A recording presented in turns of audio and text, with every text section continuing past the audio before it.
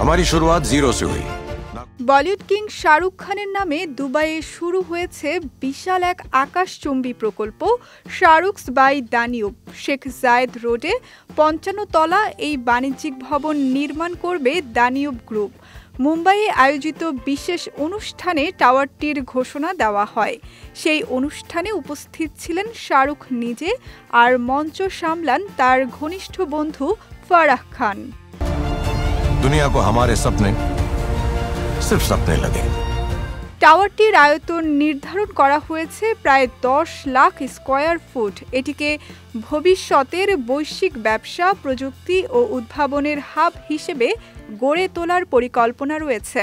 প্রবেশপথেই দর্শকদের স্বাগত জানাবে শাহরুখের বিখ্যাত হাত ছড়িয়ে দাঁড়ানোর ভঙ্গির বিশাল ভাস্কর্য, যা ভবনটির সিগনেচার আকর্ষণ হিসেবে বিবেচিত হচ্ছে। সম্পূর্ণ নির্মাণ কাজ শেষ করার লক্ষ্য রাখা হয়েছে ২০২৯ সাল।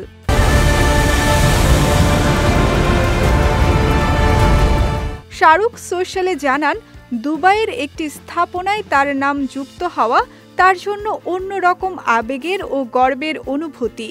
তার ভাষায় দুবাই সবসময় স্বপ্ন আর সম্ভাবনার শহর। বাস এক জজবা जो सोने को राजी नहीं था। এদিকে এই অভিনেতা ব্যস্ত রয়েছেন তার নতুন ছবি কিংয়ের শুটিংয়ে।